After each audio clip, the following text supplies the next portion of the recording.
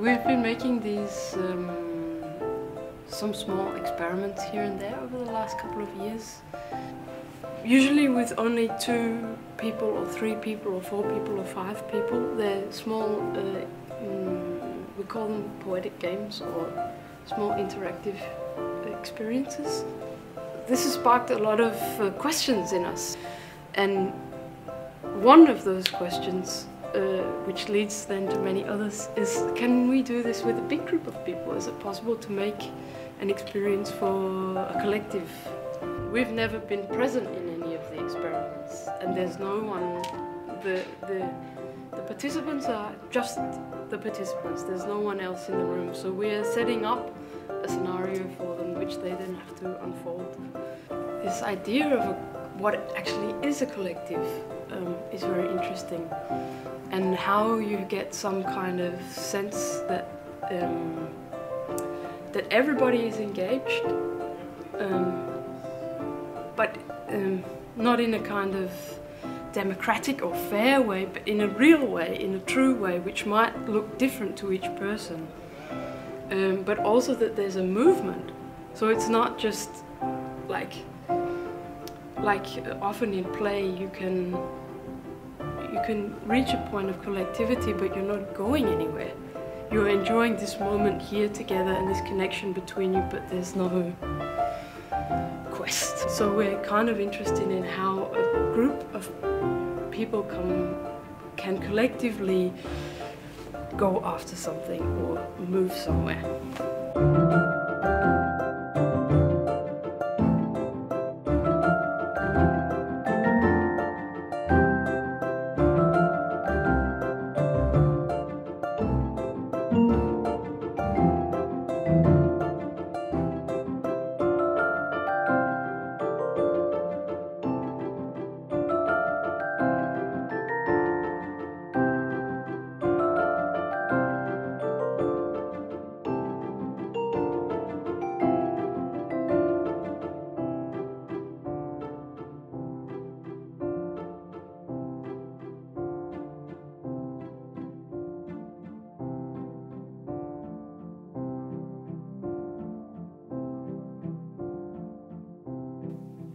I think the first showing showed us that there was something about trust that's very different. Or the first showing somehow, there was a lot of people who were talking about a lot of internal struggles, a lot of things going on that had to do with that had to do with struggles of being in a group. Which when you work with 2 and 4, you probably, like if you're in a group of 2, oh, that's not a group. Yeah. If you're with another person, or if you're with 3 others, it's another dynamic. But within a group, like, it's you and the group often. Yes. This really becomes a big dynamic, especially as everyone's in some way dealing with that. And that there comes that very quickly in a group there forms a certain culture, or there forms a third entity of the group, or there is a group that somehow moves, and a lot of people talked about me versus the group, or what the group, what I wanted versus what the group wanted. And I sacrificed this for the group. For the group. It seemed like the group wanted to go this speed, therefore I had to sacrifice that I actually wanted to go slower, move slower through the experience than the mass we all wanted to. So that it was like people trusted us, the creators of the game, but they didn't really trust each other internally. We talked about when there's often a performer present, that there's also a certain, that performer will always know a bit more, would always, there's like a it hierarchy, yes. And a different sense of responsibility, because it's in your hands. But maybe this is actually also one of the issues that we've been trying to deal with, that maybe some audience members, without even wanting to, have been taking the part as the performer. Yes. Because hierarchies have been emerging. Yeah. And I think that's kind of, that's part of it. And I think in a way where then our job is to kind of make situations in which that if there is a hierarchy that emerges, that it's constantly shifting. Yes. So that it doesn't become a fixed entity Yeah. which suggests then a more finite answer. Mm. There needs to be a leader. Yeah. At points. Mm. Like the very first action of the game is one envelope that one person can open. Yeah. If the group tries to be democratic about that, nothing happens. Yes. It's impossible. So we are constantly asking someone to step forward, actually. Mm. And that is something that is very new from the experience we've been doing before. Yeah. Because we didn't attend to this. Like, we didn't have to attend to the problem with leadership.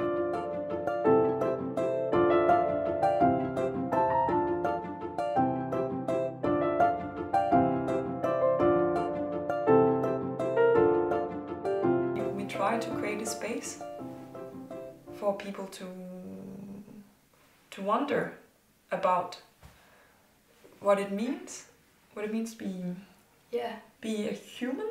I guess to be a human in this world, but now with a group, what does it mean to be a human? What does it mean to be together? What does it mean to be collective? What does it mean to be in this universe? And to be allowed to... We try to allow people to ask themselves those questions. Right at the end of the feedback session, I can't remember how it opened up, but people started talking about extremely specific details. They built a world together, and then suddenly it came out there were very specific details and stories and systems of logic around parts of the world and people's relationship to the world, like extraordinary and beautiful details. Like I buried something in the sand, and then I went, no one will ever know it.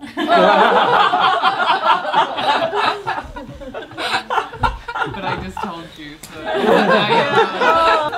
Once it sound of cricket or something, and I was like shaking it, and it was, sounds right. And then I found it later, and it was empty. I was like, no, the sound is gone. No, I had put it in the shrubbery over there. Yeah, I can see it from here, but now you can shake it and have the sound. Cricket. I thought about what part of the world, if I was very small, what part of the world I would like to live in, and what this landscape would mean to me. And all of these things are not questions we ask or elements we kind of instigate in any way. That is completely 100% from the audience.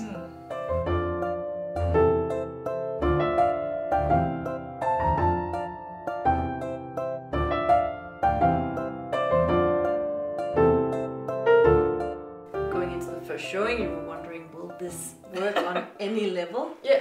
Like, we also talked in this conversation about what does it mean when it works. Yeah. What does that entail? Yeah. I think, and it does have, like you say, these levels. Like one is this kind of the mechanism. Yeah. Do they actually make it through the steps? Yes.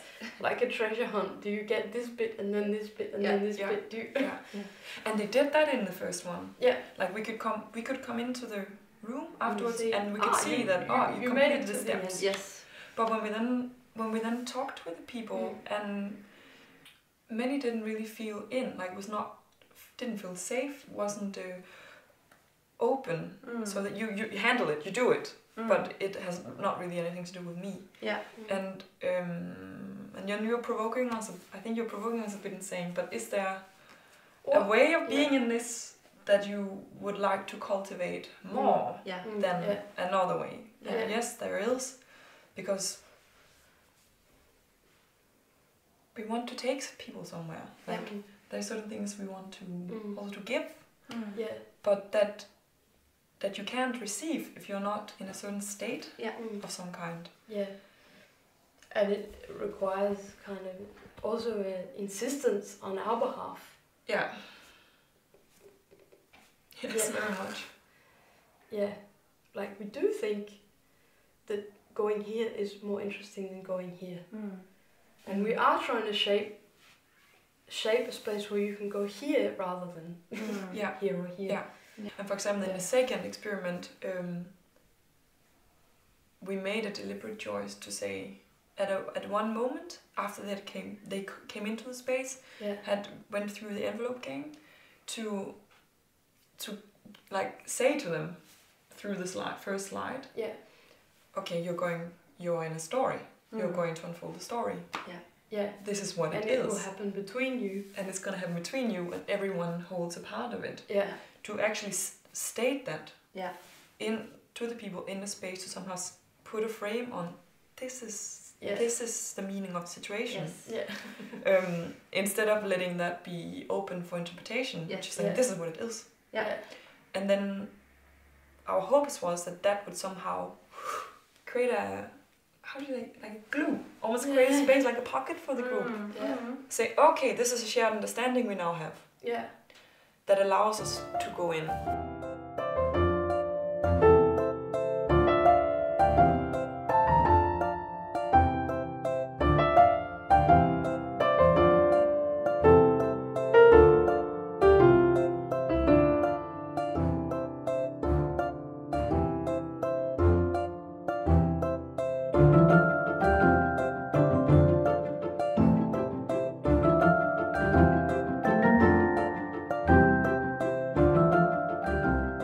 A sense that there were right things and wrong things, and that I should have done this or I should have done that, and that a very big attention in people's minds seemed to be on their place with the group and where they should position themselves in that way, and that was a very big part of the experience. And we talked about this, and we talked about not so much how to actually stop this from occurring, but could we try to give the room or the impetus to actually reach beyond that, to the point where it just wasn't important that you were feeling these things, that there was something more important to attend to or to go for. And we tried to do this actually through using the story and the idea of collectively telling a story or holding a story as this kind of inspiration point. But we also noticed that in the larger group, just by dint of the fact that the group was larger, seemed to kind of overcome this problem as well, to some degree. There's also this broadening of acceptance. Yes. Because in the larger group there was more things simply happened. There was a larger emergence of some kind. It didn't really follow a linear path. So things just happened, like suddenly more things was happening at once. People tearing down paper, finding things, opening boxes. And it seemed like this right or wrong politeness is the group moving in the right way. People simply let go of it in the larger group. Like, it's out of my control. And people are in the same situation as me. We're all coping with the situation. I accept that variety. And it said that we were supposed to open the door or something. Find the stones. And then we found the stones. Was it also you who put on valid There was destruction? instruction inside them. Okay, but where was everyone? Was it also you who found valid destruction? Because I saw we were divided. Some were looking at the slides. Yes. Some were looking at the drawings, and some were tearing the papers down. And I saw you walk away with a stone with papers inside. Yeah. And maybe a slide, I don't know, so value of destruction. Another thing that was different was this thing about them not actually being able to get the directions from the notes, especially. Yes, this is quite peculiar. Yes, it is. But there seems to be something that happens when the group becomes larger, and all we're suspecting that it's maybe something to do with an extra element of pressure or something, or of not quite knowing. I'm not sure, but what happens is that very quite straightforward, simple instructions which were read and followed perfectly in the first two groups, with a kind of attitude of, well, this is really easy, come on, let's get a bit more challenge in there. Were completely interpreted vastly differently by the larger groups. To give a very concrete example, there was an instruction which was something like, in the corner of the room, you'll find a box, bring it into the light. Yeah. And this was followed per the words in the first two experiences. In the second two, people went to the corner and brought back an envelope. And I think it's something to do with having this, like you talked about earlier today, this extreme attention. There's, boom, you're totally alert to everything, and there's so much to read and work out and so much unknowing to hold that you can't give as much focus and attention to one element. What did you do? I just looked for something, so and you found that. Yeah. So there was, just to catch up, there was a box in the center? No? Okay. No. So you went and found the suitcase because you thought next thing? Yeah. Wow. So there was no instruction, because I thought that there was an instruction, because for me it was an instruction. We found a note, but I didn't, it wasn't clear what you have to do? It didn't say to find the suitcase. And then I just saw the suitcase, and then I just thought of this with no rules, and then you could. I think it's interesting because before, when we set out to do this, like we were curious about how can we make a poetic game for 30 people. And then we found out that in order to do that we need to figure out what a group is and how it moves through a space like this. And I think it has revealed, or the groups we've had, even though they're different, they revealed themselves as like highly complex systems that we can't, that moves in another way than smaller groups does. We have to design to the nature of larger groups. We can't take things like structures or game designs for smaller groups that are much more capable of following like a linear structure. We can't transfer that. And it's a really good question. We don't know, but how can we create the conditions for a poetic experience occurring in a larger group? How can we somehow create a field, more possibility for them to unfold? We did propose, and we chose to propose a very linear structure. And I think we're realizing that this is just one way, and we're more and more interested in how to branch off of that. Not necessarily as an either or, but like I think you used the word web or net. Can you actually create kind of answer this feeling of a field of possibilities which seems to occur in a group, and answer this wildness, both perhaps to provoke it sometimes, perhaps to put it in together, focus it, but also to allow it these strange tangents.